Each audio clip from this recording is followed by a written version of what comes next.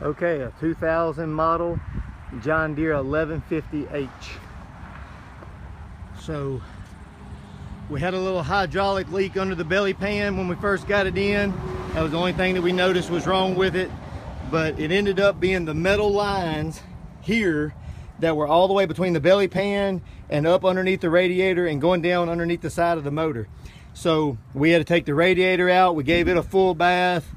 We had to take this whole front cap off, and we went ahead, as you can see there, we just went ahead, even though the rest of the lines weren't bad, we put all brand new lines all the way back until underneath the motor and up here to the front, just so we wouldn't have any other issues in there, because I think it took us 15 hours to get all that off and get it fixed up.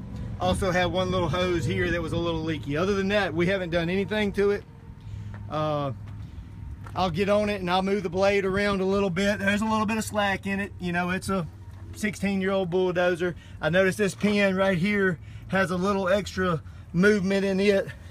The way I have it sitting right now, you can't see it, but I think that bushing is pretty good more there. The machine's straight. You can see how shiny the blade is. It hadn't been long that it's been pushing a lot. End bits are new. Center blade has obviously been flipped.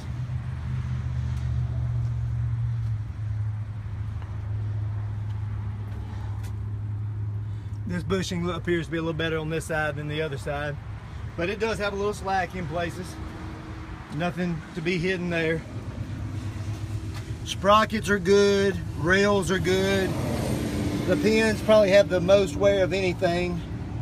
As you can see here, I'll even slowly turn it up this way so you can see that.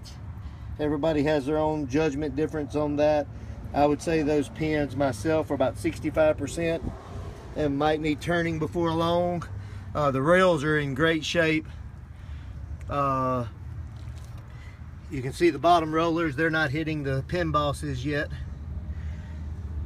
Front idler has a little bit of wear, but not much. Same with the big front roller.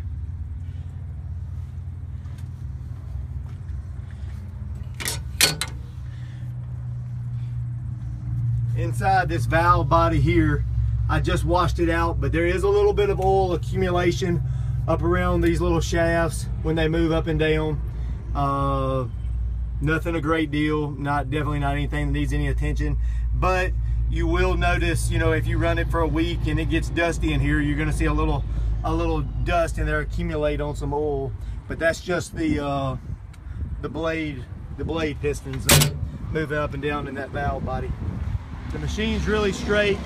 It had the wrong decals on it, and I came back and bought a set of decals and put a set of decals on it. Every once in a while you'll see a glimpse of the 1150 right there. That was on it, no big deal there. Looks way better with the correct decals on it. It is a 2000 model, which we can verify through the serial number, but I've already done that and that is correct. One other thing is these pads, they did an excellent job, but if you look at them real close, the extensions have been added to them. They grinded down the ends and slanted them up, and they, you know, have obviously been on there, I would say probably have already been on there 1,000 hours. But they did an excellent job. None of them are bent. Everyone's straight. They look good from a distance. You can't even tell unless you get it washed off and good and clean.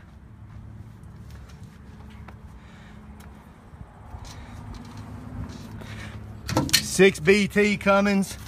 This latch here is gone.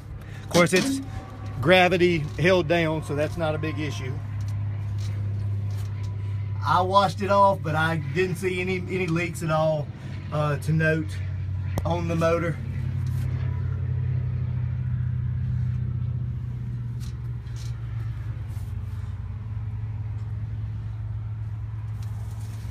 Oh, we'll leave this open and okay, right there. I'll let you look at the blow by here in just a second.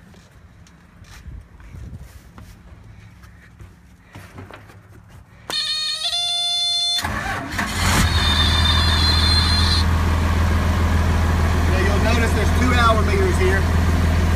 This one here says 6,300. And This one says 2594. I don't know why there's 2 hour meters. I don't know if this one quit working and they added this one, or if at some point in time they replaced the motor before this one quit working and added this one, but this one does work, and it is clicking up now. But I have no idea about the history. The tap does not work either. It does seem that the fuel gauge and the volts are registering there.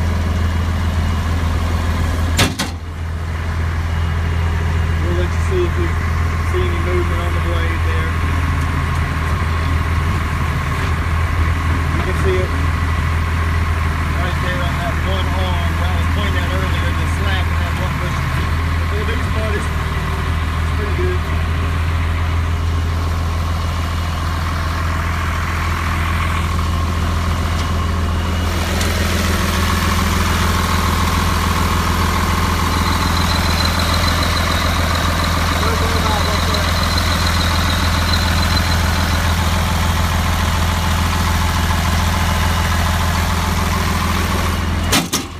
Like I said, I had to drain the radiator to move it out of the way to fix the hoses. So the radiator was cleaned for 2 hours and put back in there, and all fresh antifreeze was put back in there. Here's the setup here on the steering. Case has an This one does have a ripper valve. So it's got the safety brake. And then it's a pedal steer, but so it's got high and low speeds.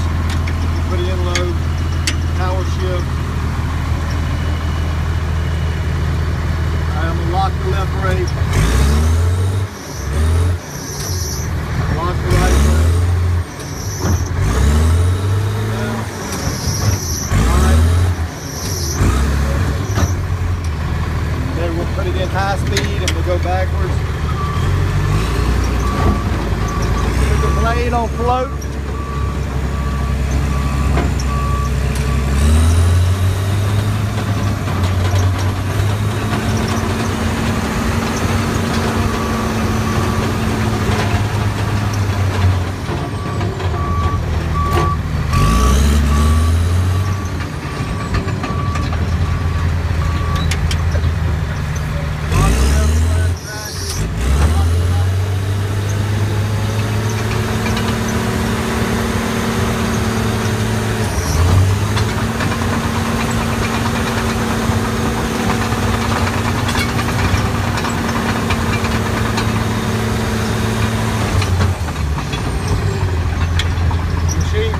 Drives really smooth.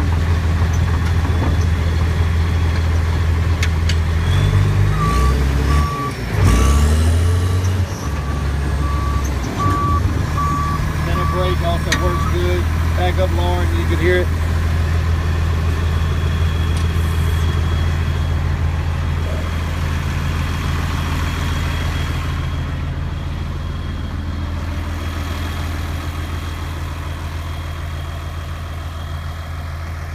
'2000 model case 1150H.